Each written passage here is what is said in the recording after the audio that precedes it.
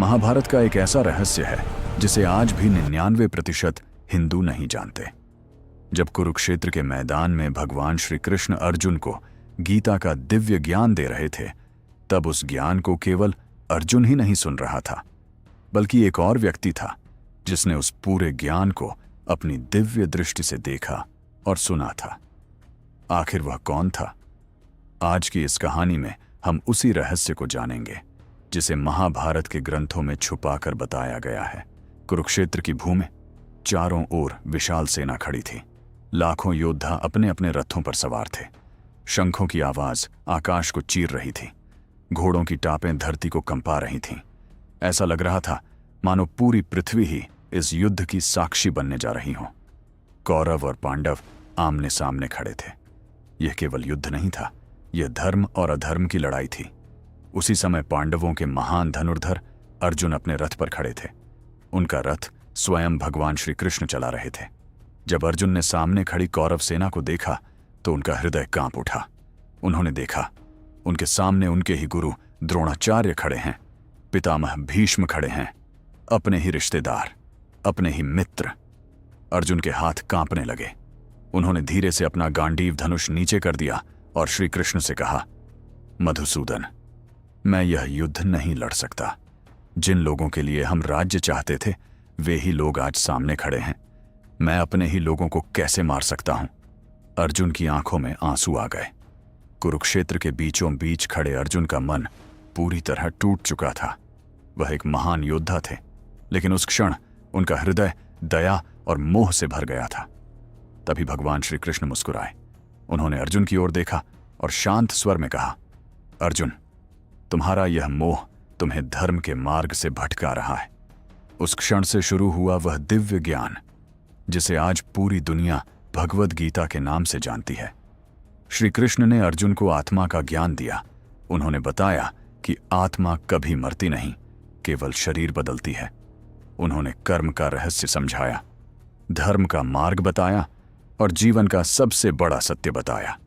लेकिन उसी समय एक ऐसा रहस्य घट रहा था जिसे बहुत कम लोग जानते हैं। कुरुक्षेत्र के उस विशाल मैदान में, जहां लाखों योद्धा खड़े थे, जहां युद्ध का शोर था, जहां हर कोई आने वाली लड़ाई की तैयारी कर रहा था, वहीं कहीं दूर एक और व्यक्ति था। वह इस पूरे दृश्य को देख रहा था, लेकिन वह कुरुक्षेत्र के मैदान में मौजूद नहीं था। फिर भी वह सब कुछ देख रहा था, सब कुछ सुन रहा था, क्योंकि उसे दिव्य दृष्टि प्राप्त थी। उसकी आंखें बंद थीं, लेकिन उसकी चेतना कुरुक्षेत्र तक पहुंच चुकी थी। उसे स्पष्ट दिखाई दे रहा था श्री कृष्ण का रथ, अर्जुन का झुका हुआ सिर और वह दिव्य ज्ञान जो संसार को बदलने वाला था। उस व्यक्ति के मन में भी एक गहरा आश्चर्य था। वह सोच रहा था, आज जो ज्ञान दिया जा रहा है यह केवल अर्जुन के लिए नहीं है, यह आने वाले युगों के लिए है। और सच में वह ज्ञान हजारों वर्षों बाद भी आज मानव जीवन का मार्गदर्शन कर रहा है। लेकिन सोचने वाली बात यह है कि अगर वह व्यक्ति वहां नहीं था तो उसे यह सब कैसे दिखाई दे रहा था? क्या वह कोई साधु था? क्या वह कोई आर्षि था? या फिर कोई ऐसा व्यक्ति जिसे स्वयं भगवान ने यह दिव्य शक्ति दी थी? यह रहस्य और भी गहरा हो जाता है, क्योंकि वह व्यक्ति केवल देख ही नहीं रहा था, बल्कि जो कुछ भी हो रहा था उसे आगे किसी और को सुना भी रहा था। यानी कि उस दिव्य ज्ञान का एक और श्रोता भी था, एक ऐसा श्रोता जो स्वयं युद्ध में भाग नहीं ले रहा था, लेकिन पूरे युद्ध की कथा सुन रहा था। और यही वह रहस्य है जिसे बहुत कम लोग जानते हैं। दो लोग थे जिन्होंने उस दिव्य संवाद को सुना था।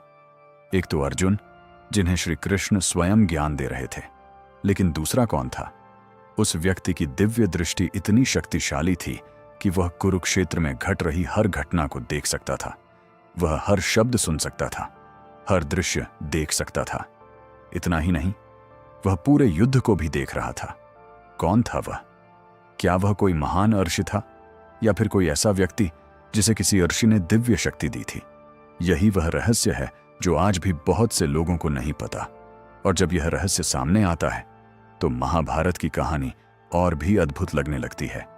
लेकिन उससे पहले आपको यह जानना जरूरी है कि उस व्यक्ति को दिव्य दृष्टि कैसे मिली थी, क्योंकि यह शक्ति किसी साधारण मनुष्य के पास नहीं होती। इसके पीछे भी एक बहुत बड़ी कथा छुपी हुई है, और वही कथा हमें उस व्यक्ति तक लेकर जाएगी जिसने कुरुक्षेत्र के मैदान में बोले गए हर एक शब्द को सुना था। लेकिन उस नाम तक पहुंचने से पहले एक और रहस्य सामने आता है, क्योंकि जिसने यह सब देखा वह अकेला नहीं था। उसके साथ एक और व्यक्ति था जो उसकी बातों को ध्यान से सुन रहा था, यानी कि उस दिव्य ज्ञान के दो गुप्त श्रोता थे। और यही वह रहस्य है जिसे जानकर आज भी लोगों के रोंगटे खड़े हो जाते हैं। लेकिन उससे पहले, अगर आपको यह कहानी अब तक रोचक लग रही है तो वीडियो को लाइक जरूर करें, और अगर आप ऐसे ही रहस्यमयी और ज्ञान से भरी कहानियां सुनना चाहते हैं तो हमारे चैनल को सब्सक्राइब करना बिल्कुल न भूलें, और कमेंट में जरूर बताइए अभी तक इस कहानी का कौन सा हिस्सा आपको सबसे ज्यादा रहस्यमयी लगा, क्योंकि आगे जो होने वाला है वह महाभारत के सबसे अद्भुत रहस्यों में से एक है। कुरुक्षेत्र का युद्ध शुरू होने ही वाला था। शंख बज चुके थे, सेनाएं तैयार थीं, लेकिन उसी समय संसार का सबसे महान ज्ञान दिया जा रहा था, और उस ज्ञान को सुनने वाले दो गुप्त साक्षी इतिहास के सबसे बड़े रहस्य बनने वाले थे। आखिर कौन थे वे दोनों, और उन्हें यह दिव्य दृष्टि कैसे मिली? इस रहस्य का उत्तर हम कहानी के अगले भाग में जानेंगे। लेकिन उससे पहले, अब तक आपको यह कहानी अच्छी लग रही हो तो वीडियो को लाइक करें और चैनल को सब्सक्राइब करें। और आपको इस कहानी का कौन सा भाग अभी तक सबसे अच्छा लगा वह कमेंट करके जरूर बताएं। अब आइए इस रहस्य की कहानी को आगे बढ़ाते हैं। कुरुक्षेत्र की भूमि पर उस समय इतिहास का सबसे महान युद्ध शुरू होने ही वाला था। चारों ओर लाखों सैनिक खड़े थे। हाथियों की गर्जना, घोड़ों की टापें, रथों के पहियों की आवाज, सब मिलकर ऐसा वातावरण बना रहे थे मानो धरती स्वयं कांप रही हो। लेकिन उसी युद्ध भूमि के बीचों बीच एक ऐसा दिव्य संवाद हो रहा था जो आने वाले हजारों वर्षों तक मानव जीवन को दिशा देने वाला था। भगवान श्री कृष्ण अर्जुन को जीवन का सबसे बड़ा सत्य बता रहे थे। उन्होंने कहा, अर्जुन, यह शरीर नश्वर है, लेकिन आत्मा अमर है।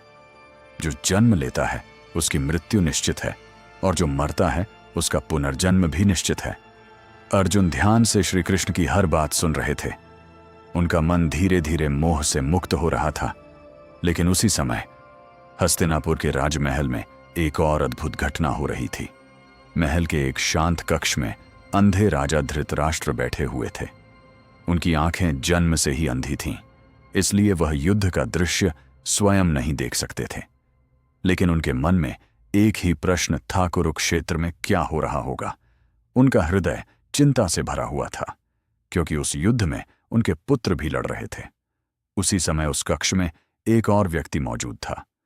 वह व्यक्ति शांत बैठा हुआ था। उसकी आंखें बंद थीं, लेकिन उसका मन कुरुक्षेत्र के मैदान में पहुंच चुका था। वह हर दृश्य देख रहा था, हर आवाज सुन रहा था, क्योंकि उसे एक महान आर्षि ने दिव्य दृष्टि दी थी। वह व्यक्ति था संजय। संजय धृतराष्ट्र के सारथी और विश्वसनीय मंत्री थे। जब महर्षि वेद व्यास को यह ज्ञात हुआ कि धृतराष्ट्र अपने अंधत्व के कारण युद्ध नहीं देख पाएंगे, तब उन्होंने संजय को एक अद्भुत वरदान दिया। उन्होंने कहा, संजय, मैं तुम्हें दिव्य दृष्टि देता हूं। अब तुम दूर बैठकर भी कुरुक्षेत्र में होने वाली हर घटना देख सकोगे और सुन सकोगे। और उसी वरदान के कारण संजय अपने स्थान पर बैठे बैठे पूरे युद्ध को देख रहे थे। जब भगवान श्री कृष्ण अर्जुन को गीता का ज्ञान दे रहे थे, तब संजय भी उस संवाद को सुन रहे थे। संजय अपनी दिव्य दृष्टि से सब कुछ देख रहे थे। कृष्ण का शांत चेहरा, अर्जुन का झुका हुआ सिर, और वह दिव्य ज्ञान जो संसार को बदलने वाला था। और फिर संजय वही सब कुछ धृतराष्ट्र को सुना रहे थे। इस प्रकार उस दिव्य ज्ञान के दो गुप्त श्रोता थे। पहला अर्जुन, जिन्हें स्वयं भगवान श्री कृष्ण ज्ञान दे रहे थे, और दूसरा संजय, जो अपनी दिव्य दृष्टि से उस पूरे संवाद को सुन और देख रहे थे। संजय ने ही धृतराष्ट्र को बताया था कि उस समय कुरुक्षेत्र में क्या हो रहा था, और इसी कारण आज हम भी भगवद गीता के उस दिव्य संवाद को जान पाते हैं। जब श्री कृष्ण का उपदेश समाप्त हुआ, तब अर्जुन का मन पूरी तरह बदल चुका था। उनकी आंखों में अब संशय नहीं था। उन्होंने अपना गांडीव धनुष फिर से उठाया और दृढ़ स्वर में कहा, हे कृष्ण, अब मेरा मोह नष्ट हो गया है। मैं आपके आदेश का पालन करूंगा। और इसके बाद शुरू हुआ इतिहास का सबसे महान युद्ध, महाभारत का युद्ध।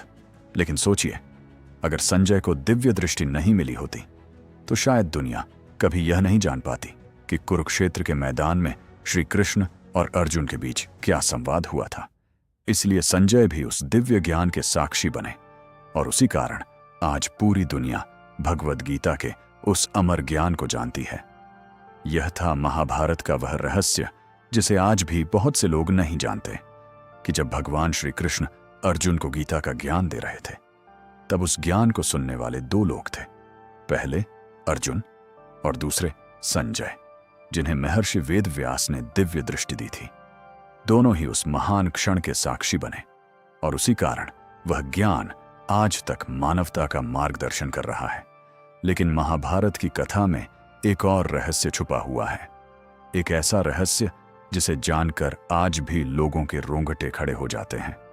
क्या आप जानते हैं, भगवान श्री कृष्ण ने एक और महान आत्मा को भी गीता का ज्ञान दिया था, लेकिन उस आत्मा ने श्री कृष्ण के सामने ऐसा त्याग किया जिसे सुनकर हर कोई आश्चर्य में पड़ जाता है। उस महान आत्मा ने भगवान श्री कृष्ण के सामने अपना शीश दान कर दिया था। सोचिए, कौन था वह वीर, कौन थी वह महान आत्मा जिसने श्री कृष्ण का ज्ञान सुनकर अपना सिर ही दान कर दिया? आखिर ऐसा क्या हुआ था कि भगवान श्री कृष्ण ने उससे उसका सिर ही मांग लिया? अगर आप यह रहस्य जानना चाहते हैं तो इस कहानी का अगला भाग 2 दिन बाद आने वाला है। उसे जरूर हमारे चैनल पर देखें। इसके लिए अभी हमारे चैनल को सब्सक्राइब कर लें। अगर वीडियो अच्छी लगे तो वीडियो को लाइक करें और कमेंट करके जरूर बताएं कि इस कहानी का कौन सा भाग आपको सबसे ज्यादा अच्छा लगा। फिर मिलते हैं अगली वीडियो में। जय श्री कृष्ण, जय भारत। इस वीडियो में बताई गई कहानी प्राचीन ग्रंथों, लोक कथाओं और विभिन्न मान्यताओं पर आधारित है। इसका उद्देश्य केवल दर्शकों का ज्ञान बढ़ाना और मनोरंजन करना है। इस वीडियो के माध्यम से किसी भी धर्म, आस्था, व्यक्ति या समुदाय की भावनाओं को ठेस पहुंचाने का कोई उद्देश्य नहीं है। वीडियो में प्रस्तुत जानकारी को पूर्णतः ऐतिहासिक या प्रमाणित तथ्य के रूप में नहीं लिया जाना चाहिए। दर्शकों से निवेदन है कि इसे केवल एक कथा और ज्ञानवर्धक प्रस्तुति के रूप में देखें। यदि इस वीडियो में दी गई जानकारी आपको अच्छी लगे तो वीडियो को लाइक करें, चैनल को सब्सक्राइब करें और अपने विचार कमेंट में अवश्य साझा करें। जय श्री कृष्ण, जय भारत।